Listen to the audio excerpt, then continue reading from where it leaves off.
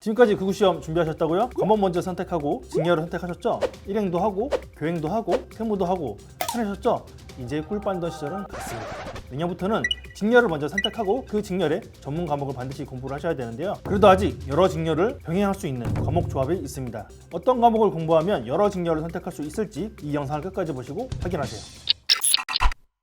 여러 직렬을 대비할 수 있는 과목 조합 첫 번째는 행정학 개론과 행정법 총론입니다. 행정학 개론과 행정법 총론은 일반 행정직의 전문 과목인데요. 일반 행정직은 가장 많은 수험생들이 몰리는 직렬이에요. 일반 행정직이 왜 많은 인원이 지원을 할까요? 그 이유는 이쪽 영상을 보시면 확인할 수 있고요. 일반 행정직 같은 경우에는 너무 커트라인이 높아가지고 수험생들이 행정법 행정학 조합으로 다른 직렬을 선택할 수 없을까라는 고민을 하시는 경우가 있어요. 국가직 같은 경우에는 직렬은 아니지만 모집 단위가 여러 가지로 나눠져 있습니다. 대표적으로 전국 모집, 지역 모집, 그리고 경찰청, 우정사업본부 이렇게 크게 4가지로 지원을 할 수가 있는데요. 학교 난이도 순으로 따지면 전국 모집과 지역 모집 중 서울, 인천, 경기가 가장 합격이 어렵고요. 그 다음으로는 나머지 지역 모집, 그리고 경찰청, 우정사업본부 이 순서로 보시면 될 것 같아요. 평균 점수로 환산하면 전국 모집과 지역 모집, 경찰청은 최소한 85점 이상을 받으셔야 합격을 기대할 수 있고요. 우정사업본부는 80점 초반대 점수로도 합격을 기대할 수 있습니다. 만약에 모의고사를 봤어요. 90점 이상이 나왔다. 그러면 주저하지 마시고 전국 모집과 서울, 인천, 경기 모집을 지원하시면 되고요. 나는 85점 정도 나올 것 같다. 그러면은 지역 모집 중에 나머지 지역, 그리고 경찰청 모집, 그리고 나는 도무지 85점 이상이 잘 안 나온다 하시면 우정사업본부를 지원하시는 게 현명한 전략이라고 할 수 있습니다. 그리고 행정법 총론과 행정학개론이 시험 과목인 직렬이 하나 더 있는데요. 바로 속기직입니다. 속기직은 국가직은 선발하지 않고 국회직과 지방직으로만 선발을 하는데요. 국회직 같은 경우에는 행정법 총론 대신에 헌법이 필수 과목이고요. 그래서 준비하기가 좀 애매해요. 대신 지방직 같은 경우에는 행정법 총론과 행정학 개론을 그대로 공부하면서 준비할 수 있습니다. 대신에 속기직은 한글 속기 상급 이상의 자격증을 갖고 있어야지만 시험을 볼 수 있다는 제약이 있는데요. 속기직 정말 좋아 보이는데요. 저도 한글 평균 600타 정도 치거든요. 저도 할 수 있을 것 같아요. 그런데 제가 알아보니까 이 속기사 자격증을 따려면 속기사 전용 키보드를 사야 되는데 그게 300만 원이나 합니다. 여기서 포기를 해야 되나. 국가직 지방직과 시험 일정이 겹치지 않고 행정법과 행정학을 시험 과목으로 보는 직렬이 하나 더 있는데요. 바로 공무원의 행정직입니다. 공무원 행정직 같은 경우에는 행정법 같은 경우에는 강론을 더 준비를 하셔야 되지만 그래도 범위가 그렇게 큰 차이가 있지는 않아서 대부분의 일반 행정 수험생들은 군무원도 준비하는 경우가 많이 있습니다. 여러 직렬을 대비할 수 있는 과목 조합 두 번째는 형법과 형사소송법입니다. 이 형법과 형사소송법을 준비를 하면 국가직에서 검찰직, 철도경찰직, 마약수사직 이렇게 총 3개 직렬을 준비할 수 있는데요.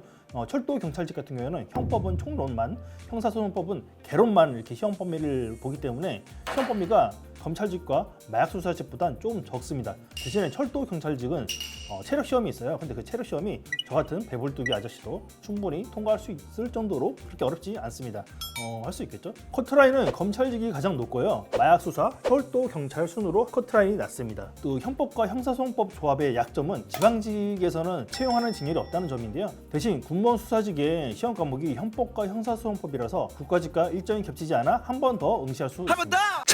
지금까지 보셨겠지만 생각보다 그 2개 과목으로 여러 직렬을 대비할 수 있는 과목 조합이 많지는 않은데요. 대신에 한 개 과목만 더 공부하면 여러 직렬을 대비할 수 있는 과목 조합이 있습니다. 대표적인 과목이 행정법 총론입니다. 공무원은 행정이니까. 행정법 총론이 시험 과목의 직렬은 일반 행정을 시작으로 교육행정, 사회복지, 고용노동, 선거행정, 출입국관리, 경위직 등이 있습니다. 행정법 총론을 선택을 하면 일반 행정직은 행정학 개론, 교육행정직은 교육학 개론, 고용노동직은 노동법 개론, 그리고 사회복지직은 사회복지학 개론, 출입국관리직은 국제법 개론, 경위직은 헌법, 그리고 선거행정직은 공직선거법 이 과목들을 추가로 공부하시면 대응할 수 있습니다.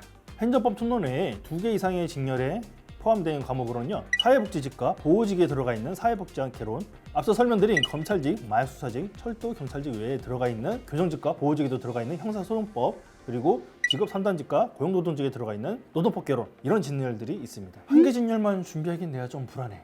한 개 과목을 더 공부를 해서 2개 직렬을 해야겠다 하시는 분들은 6개 과목을 공부하시면 돼요. 그런데 저는 이런 분들이 과연 얼마나 많을까 싶습니다. 5과목도 벅찬데 한 과목을 더 한다고? 일부 학원에서는 한 개 과목을 더 공부를 하면 여러 직렬을 대비할 수 있다 이런 식으로 광고를 하시는데요. 괜히 욕심부려서 한 개 과목 더 공부하려다가 한 개 직렬도 되지 못하는 그런 부상사가 올 수 있습니다.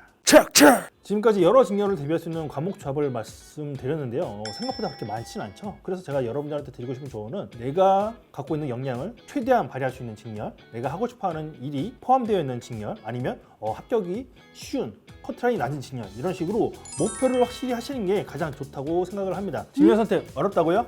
지금 이 영상에 댓글로 물어보세요. 댓글이 어려우시면 에듀윌로 전화해서 물어보셔도 되고요. 제가 여러분들의 고민을 해결해 드리겠습니다. 감사합니다.